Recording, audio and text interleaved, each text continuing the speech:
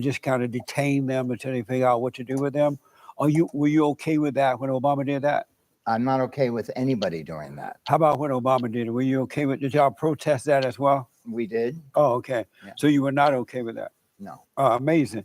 So, so your sacred resistance, you fought illegal aliens just crossing the borders, like for open borders, and you just want them to come in? No, what we're for is for a just immigration service, so that if someone is, I mean, it is a mandate, international law, that someone who is fleeing violence and asks for asylum be given a fair hearing of that for that asylum, right? And we're also asking for a immigration laws where the quotas are adjusted, where someone who is, to come in legally at this point in the United States, okay? There's like a waiting list of, even in the asylum cases, they're like 3 or 4, 5 years behind schedule, right?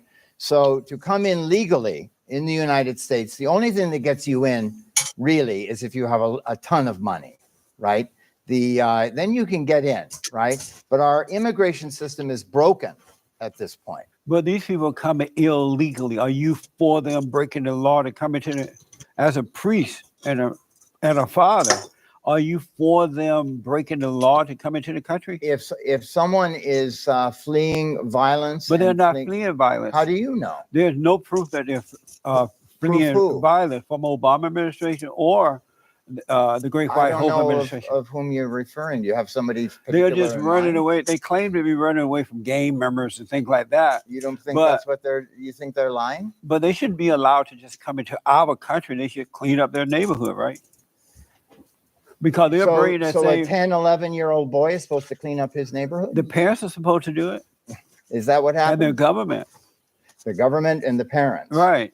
Well, the government seems to be incapable of doing that there. And if your son is in danger of being murdered by a gang, you take him out of there. You would do that and I would do that. But now they're doing that here. They're bringing that same evil stuff here, and they're still killing each other, and they're killing American citizens.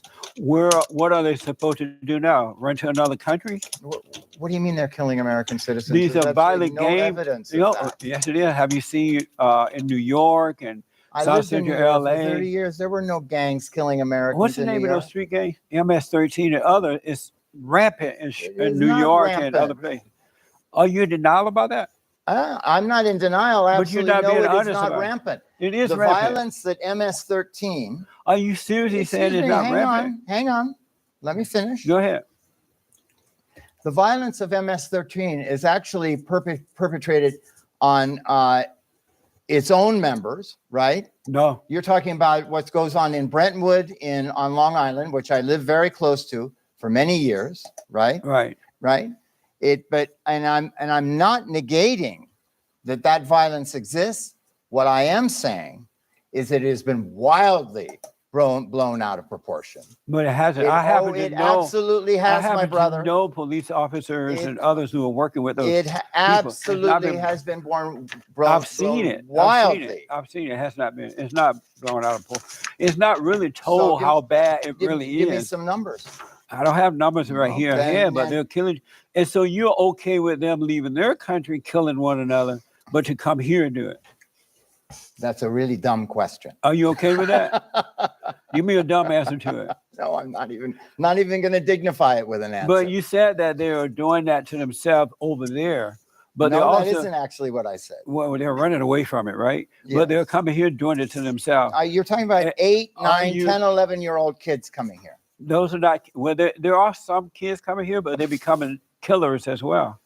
This is just bullshit. You a priest, can you curse? I just did. That's amazing. You gay and you curse? God is not pleased. God is not pleased. How do you feel? I guess you and I worship two different ideas about that. Oh, yeah. How do you feel about the Great White Hope? What is that? Donald Trump, the president. I'm not in favor of him. Why not? I think he's incompetent and mentally unstable. In what way? In what way is he mentally unstable? First, incompetent. How is he incompetent? He is impulsive, ignorant, does not take advice of people who know about things. He is a narcissist and therefore sees the world only in terms of himself. He is psychologically really damaged, and I just think he's a very poor. Is it impulsive or compulsive to put a wall up around the border to protect the American citizen? It's ineffectual. Is that mental? Well, I mean, he hasn't really done it. I think it's just a publicity. No, the wall is going up. Is that mental? Have you heard that they? I know, and they're boring through it. But I'm asking you, is that mental to put America first? You mean, do I think that's a good thing to put America first? Right. No, I don't think it's a good thing to put America Are first. you an American citizen? I am an American citizen. And so you think that it's a bad idea to put the wall up around the I border? think it's a terrible idea. You don't want to protect the American people. It's ineffectual. So Israel put a wall up around its borders. Are they mental as well? Yes. Israel is mental for putting a wall up? Yeah. That's amazing. You love the Jews?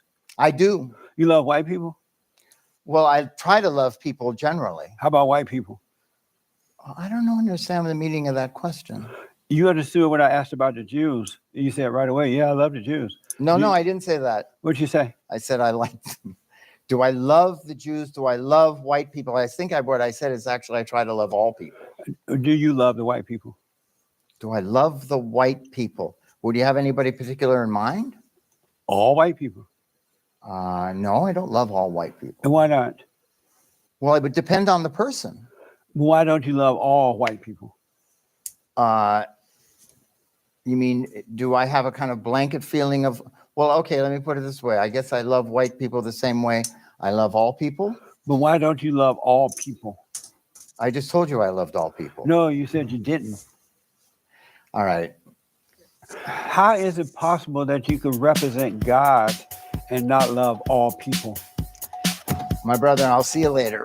This Where is you a really going? stupid conversation. You about to run? Yeah, I'm going. Don't run. Priests don't run. This priest is leaving Why? because it's a stupid conversation. What's stupid about it? We're talking about America. Are you really running? Beta! Beta bell! Oh, amazing. Oh, you're She'll buzz you out. She'll buzz you out. So, the reason I am leaving is that the questions are answered before. Can we get you in the light over here? The reason I am leaving is the questions are answered as I'm being asked them. They're stilted. They're not they're not trying to gain any kind of information.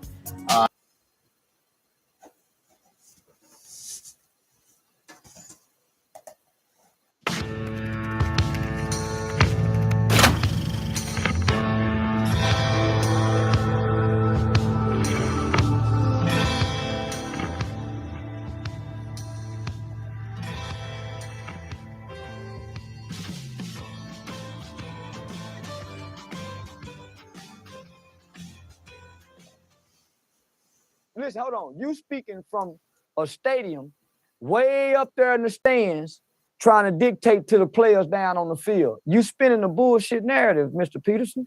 Listen, you trying to spin a narrative of children join gangs, not grown adults with fully functional developed brains. No kid is saying, hey, I'm joining the gang because I'm looking for daddy.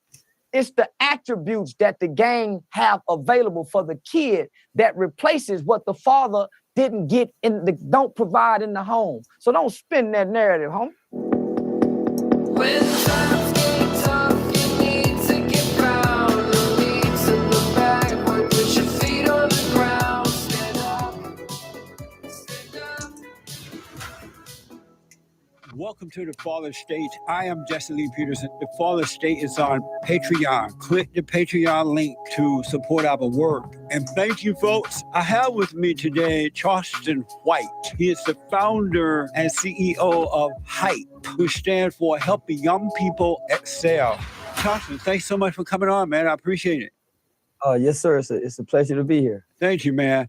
Charleston, what's important to you?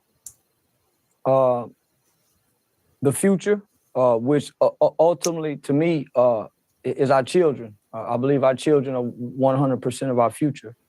And so that matters the most to me. And why do you believe that the children are the future? I was once a child, and I grew up because people believe what I believe. And so there was people who poured into me as a child. And so I grew up to make a difference in the future when I was a kid, right? So what I'm doing now today, I was groomed for it. I was prepared to do what I'm doing. I had people who was juvenile workers, who was youth workers, who was counselors, who was juvenile probation officers, who was teachers who deal with the troubled students at school. And so they took time to not cast me away or throw me away, but to nurture the gifts that they saw in me, to pull out the good. Even though I couldn't see it at the time, even though I didn't understand what they were doing, they were preparing me for the future, where I am today. And so I believe if we want to reshape America, I believe if we want to make America great again, we have to go back to creating strong children like we once used to do. And how are you helping them? What do you do to help young people excel? What do you do? I create youth development programs, youth engagement programs. I have anti-gang cognitive intervention programs that I've taught at alternative schools that I teach inside the juvenile facilities. I also, at one point in time, would train the state's juvenile correctional officers who was employed with the Texas Juvenile Justice Department. And then I work with the public defender's office and partner with criminal defense mitigation specialists on sometime helping young people who've committed capital murder or murder. And I come in and I help explain the mitigating factors or the mitigating circumstances that would deem this child or this young person to be given a second chance in life. Oh, I see. What? So were you raised by both parents? Were both parents in your home growing up? No, sir. I'm the product of what I like to call the typical traditional African American home, the single parent home, right? Yeah. 73% of African American homes in this household are headed by single Black mothers. And so I'm the product of that, right? I'm the product of a mother who was a teenage mother, but she had the ambition, she had the wherewithal, she had the tenacity to will herself out of impoverished conditions and raise her two boys in what I would like to say the backbone of America, which is that middle class upbringing, that middle class lifestyle. So my mother landed a job at General Motors in the early 80s. Yeah. And I can vividly remember our lives changing from living in an apartment complex to having a home and me and my brother having our own rooms and living what I like to say a pretty productive life. A mother who was God-fearing, who tried to instill good morals and good values in two boys. But back during that time, I was born in 1977, so the 80s, there was somewhat of a stigma to single mothers, and then there was not a lot of help for single mothers. And so my mother was the backbone of our family. My grandfather is a military guy who migrated out of East Texas to Fort Worth, Texas, by way of the Air Force. He's the oldest of 17 children. His mother is a lady by the name of Lucille Helton. She was a slave. She was the property of the White Sloan plantation. And so that's where we get our last name from. My father's name was Freddie White. He joined the Air Force, came to Fort Worth, and most of his brothers migrated to Fort Worth. When you say He that, met my when you say Go your ahead. mother was a God-fearing woman, what does that mean? I've never seen a man come out of my mother's bedroom. And she had boyfriends. We went to church on Sundays. We was taught to pray at night before we went to bed. We was taught to pray over our food. I've never heard my mother say anything bad about my father. I've never heard my mother cuss anyone out. So what I believe, my mother taught us to fear God and fear her as well as respect her. But she tried to instill biblical principles into us at an early age in life. So as far back as I can remember in my life, we had a foundation of biblical principles. Did you and have belief. any relationship with your father growing up? No, sir, I didn't. No My contact father, at all. yeah. My dad was in the Navy. My dad retired from the Navy and battled with mental illness. And so I probably can count on two hands how many times I've seen my father in my lifetime. So what was it like for you not seeing him and being with him growing up? Did you yearn for him, or what was it like? All children, especially boys and girls, yearn for their father. There's a strong desire. Yeah. Not having a father there, right? And your mother not having the words or the understanding or maybe the time to explain to you what it's like to not have a father, right? So most single mothers are working. I don't know what it's like to be hungry. I don't know what it's like to come home and have our lights cut off. So my mother was very financially responsible, and at some point we made it to a level of affluence. But not having your father there, as a kid, not being able to articulate it, you internalize, right? So when the parents get divorced, kids typically blame themselves. So as a kid, you have questions: where's my dad? Why is my dad not here? You may have a neighbor. I had a Hispanic guy by the name of Brian Alaniz. Brian Alaniz had a father. So I spent the night at Brian's house.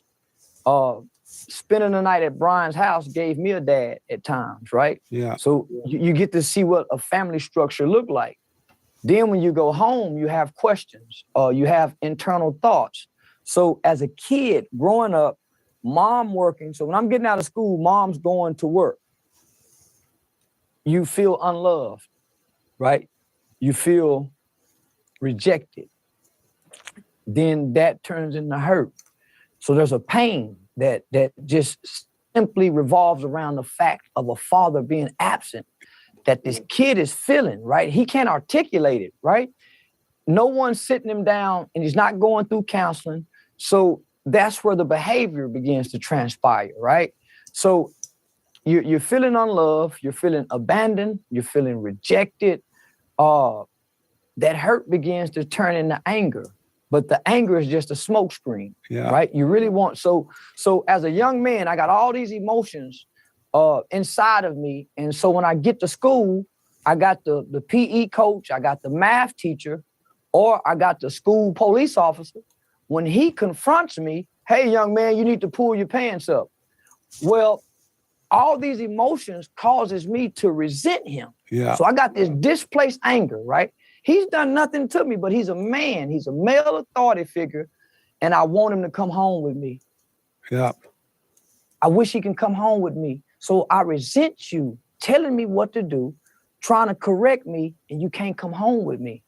So I began to hate you, and I began to despise other men, other male authority figures, mainly other black men.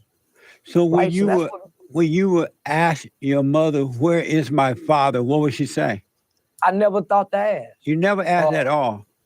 I never thought to ask, because what's not there, you don't know to ask that. It's normal, right? We come up in a generation where children don't ask questions. Yeah. We come up in a generation where kids don't ask grown folk questions about grown folk things. So I read that you ended up becoming a part of a gang when you were younger. What made you? Go ahead. What made you get?